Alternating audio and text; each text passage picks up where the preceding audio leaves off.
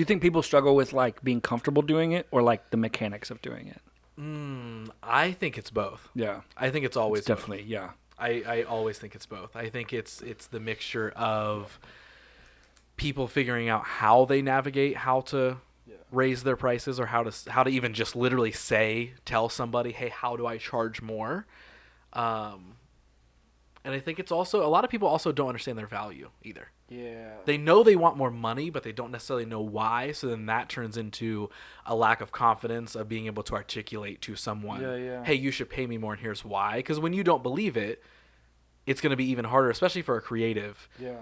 Like if you don't believe it and have that confidence built up, then it's going to be harder for you already to step outside of your comfort zone and try to tell somebody, hey, this is what I'm worth and this is what I want to be charged. Like it takes a lot of, I don't know. It does take time and energy to build up that confidence. Unless, just from the start, you're pretty good at sales or talking to people and you don't have that, But yeah, I think it's a mixture of both. And you know what? I'm just going to leave that little banter in at the beginning of this episode because, hey, folks, welcome to the show. This is a 15-minute Friday where myself and a returning guest, we sit down one more time. But this time we're talking about a specific topic or subject, and you heard a little bit. You got extra in this episode, and you didn't even have to pay for it. But speaking of paying for That things, was free. that was free, but we're going to talk to you about how to potentially raise your prices and be more comfortable with charging more. Should we have and a everything around that paid membership only for this episode? the rest of this? Yeah. Yeah. And now if you want the rest of it, hey, $6 a month. $6 a minute is more of what I'm thinking. Oh, cool. And so if it keeps playing, that means that whatever you're listening to or watching this on, it's automatically charging to your card. So it's cool. So if this is still playing right now, thank you for your money. Yeah. That's great. Otherwise, That's cool. Adam, welcome to the show. This is great. I'm going to kick us off since we are technically, and we're in overtime right now. We're going to talk on the subject of just how to charge more money, how to raise your prices. And there's a ton of different ways I'm sure we could take this, whether it's freelancing or being a solopreneur, an entrepreneur, running a business, whatever it is. But where do you want to build this off of? Because I'm sure you have these type of conversations a lot. Yeah, well, I think you talked about it at the beginning, where I think where do people struggle with this? The people who are really good at this don't need to listen to this, right? It's like if you're awesome at pricing things, you know what you're doing. It's based on some framework that makes sense to you. You're confident with it. This is irrelevant to you. You can scroll past. Or keep watching because it does charge you. It is charging you. Oh, yeah. Keep watching. But if it's hard for you, if you're a person you think you could charge more, or you'd like to charge more, you just like to make more, or take home more, or you watch other people charge more money than you for a worse or equal thing, and you're not sure why that's happening, you can't believe that somebody pays $20,000 for a website when you charge $2,000, or you charge $200, or you charge $2. It doesn't matter. Mm-hmm. I've charged all of those ranges of money for websites. I have played every pricing game on my own and tried to make sense of it all. Tried it on, see how it felt, and then you were like, and then you have people who come up to you that was like, you should charge more. And I think when I coach people, I kind of just talk to them a little bit, and at the end I'm just like, you should charge more. And if we figure out how to do that, they just make more money. Charging more is one of the easiest ways to make a world of difference to your whole business. And if you can capture that increase rate, everything's better. But why do people struggle with it is I think you alluded to this, is for some people it's mechanics. They don't understand the mechanics of setting a price, of setting their rates. And I think for other people it's mindset. They think about it. They either have some kind of like personal fear that keeps them stuck there, which is maybe worked out with a business coach or therapist, like those two things. Like at some point, these personal fears are personal and they need to get worked out for you to get comfy saying this costs $20,000 and you need to do that. And so I think the mindset thing is really interesting to me because if you don't fix the mindset, you're going to have a hard time having success. And I think the mindset thing comes down to two different things. I think it's a lot of experience. And I think there's a lot of people who have been told that you've heard like that's too expensive about a lot of different things. And what I would love to say to those people is it doesn't matter if it's too expensive or not. You might have heard, I grew up, my first job out of college, I got paid $36,000 a year and bad benefits. It would have been better to just be like, just give me the money that whatever my benefits cost, and I'm 23 and I won't use them, so I might as well get the money. But I thought to me and where I came from and kind of like my own mindset, I had thought $32,000 a year would be awesome, and so I got 36. I even had a friend who was like, ask for 39, and I got 36. I moved from 32 to 36, and I felt really proud of myself for that $4,000 a year difference that I got. But then later, I learned there was a whole history of my life that had that $32,000 a year stuck as some number that was enough.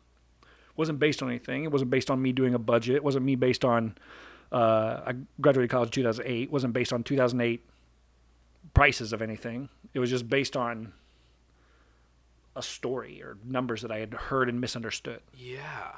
So we have these weird experiences that kind of just lock us into something. Or you're like, I should make six figures. That's said a lot. So when people make $97,000 a year after taxes, they'll be like, sucks. I'm like, well, you made more than six figures pre-tax. And so is that a good, can you count that as, can you be happy with that? Mm-hmm. So I think there's sometimes just these things that get stuck in our head when it comes to pricing. And a lot of it has to do with experience. A lot of it has to also do with just wherever we came from. Like we all were born somewhere into some culture, into someone who's like, that's too expensive for milk, or that's too expensive for tires. And then other things like, it doesn't matter what we spend on them. Like it's worth it to spend money on a vacation because the memories are cool. And as you grow up, you might not have the same priorities that the world you came from has. Like maybe tires are really valuable to you and vacations are not. And so the thing that's like too expensive, you can afford, and the thing that used to be worth it to you isn't. Yeah. And I think just a lot of people have this, they just haven't examined, or there's just a lot of experiences that inform these mindsets. Mm-hmm. And I think the other part of it's fear, especially when we're running our own stuff and we're not sure quite what we're doing, and we feel imposter syndrome, or we feel like, oh yeah, I say this costs $5,000, somebody's going to be like, you're a fraud. This shouldn't be $5,000. Can't possibly be worth that. And to that person, you could just say, true, it doesn't have to be worth that. You don't have to pay it. No one's making you do this, right? And so I think in some of that, there's this fear of being found out as a fraud. It's this fear of, I don't really know what I'm doing. I'm not really good at this. I'm not really worthy of charging what I watch other people charge. And I think those are just mindset things. And some people, some coaches will work with you and just try to harp on the mindset thing. And I take a little bit different approach when I work with folks. And I would say, let's just prove it to yourself. Let's change your own mind. Either let's take the evidence. Let's build a case for why you should charge differently so your mind starts to not be broken in the same way, or not have the same thoughts. Or let's say, you know what, it is too much. I am charging way too much. Like, how would you know? How would you learn that? And so we go through, earlier today, I walked through a bunch of spreadsheets with somebody who was having a tough time with charging more. Also, she's crushing, and she's fully booked, and she has more people who want to work with her. And she got to decide, like, let some stuff go, charge more. Like, how do you do all of this? She also was, like, struggling. She was also taking care of some family members around her financially, or helping them out. I'm like, if you charge more, you can help them out. And if you don't charge more, you can't. That's really it. Or you could just work 120 hours a week instead of the 60 that you're working. Just do twice as much. And then you'll probably fall over, and die. Right. Most likely. So I don't think you need to do that.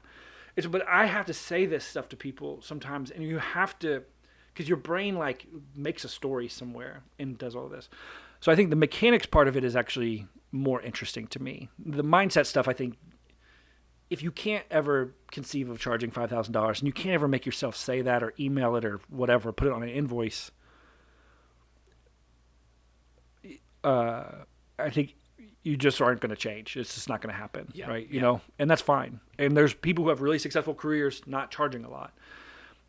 I think on the flip side, the mechanics is actually really interesting. And I think one of the biggest unlocks for me in this for myself was I read a book called Disciplined Entrepreneurship, which if you're a freelancer is probably not the right book for you. If you're starting a business that sells products or software or a business of a number of people or something like that, it's probably a really great read. But in it, it talks about pricing strategies. And it lays out like 17 different valid pricing strategies. The book's written by, I think the author's at MIT teaching entrepreneurship, like knows some things, you know, and like is probably expected to have a pretty good curriculum, you know. And so you read through this, and I remember reading through this chapter of the book just on pricing strategies, and I started highlighting one. I'm like, oh, this one's good. And then I'm like, turn the page. I'm like, there's 4, 6 more. There's like 17 things. And so I think when it comes to the mechanics of charging more, most people don't really understand that there's even options of how to price things. They'll be like, this person on the Instagram is selling a course that's like how to price your stuff, and they teach a methodology to pricing. But there's a lot of different methodologies to pricing, and you can find one that feels good to you, that you're comfortable with, that you believe as true. And if you believe it as true and you understand why you have to charge $20,000 for this, a website or a logo or something like that, then you couldn't possibly do less. To do less would feel like you've betrayed people or something or reality or yourself in some way. Then you will charge it easily, confidently, and you will not really worry about when people say they can't do it. But you have to go through those mechanics. So I think the first thing is understanding what sort of pricing mechanics are you working through. And there's a lot. You can Google them. You can Google all of that stuff. I think that's easy. The second part of it is understanding that annoyingly, the human brain is pretty bad at understanding what's valuable and not valuable. But people have strong emotions about it all. So they will say things like, you know, if you've ever bought really nice recording equipment or you've bought budget recording equipment, you feel a particular type of way about it. You talk about it differently, you know, and I've had that happen. People are like, oh, that's a really cool thing. I'm like, oh, this is like, it's not good. Yeah, right. And I think all of that is,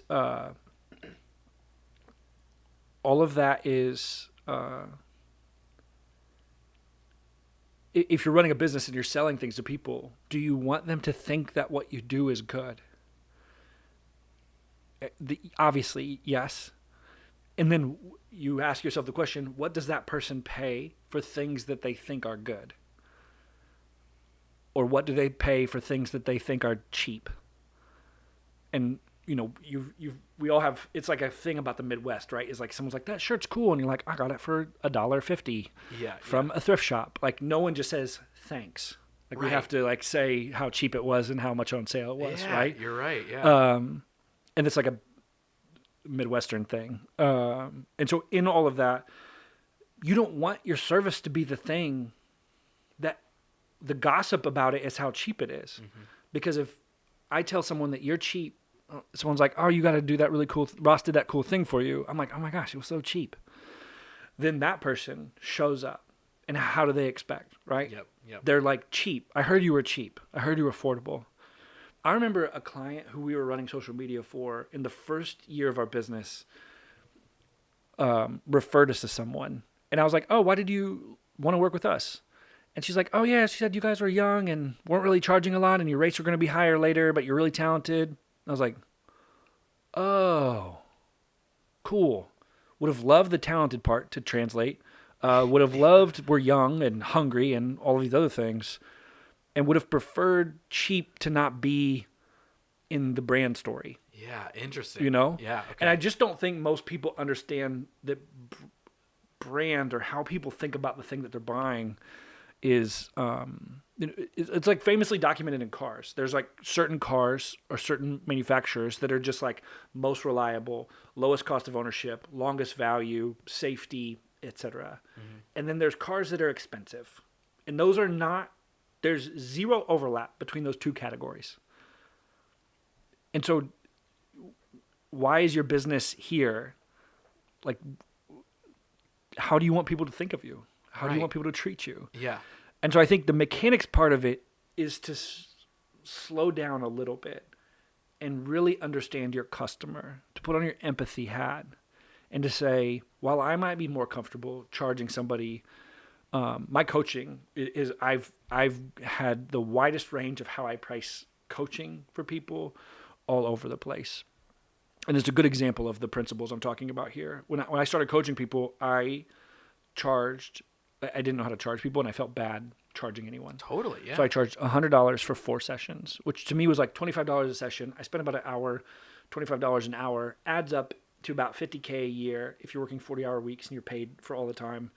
I was like, that's good living, because I was pumped at 36, so 50 is like awesome, right? Yeah.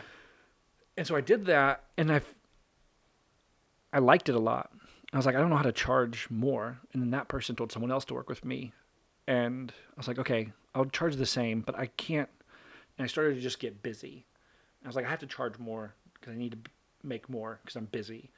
So I played a game with myself. I took my own advice. And I said, every 10 customers, I'm going to raise my prices $100. And after 10, I started, after about like number 7, I started to be like, oh my gosh, I should charge more. Like, I'm really good at this.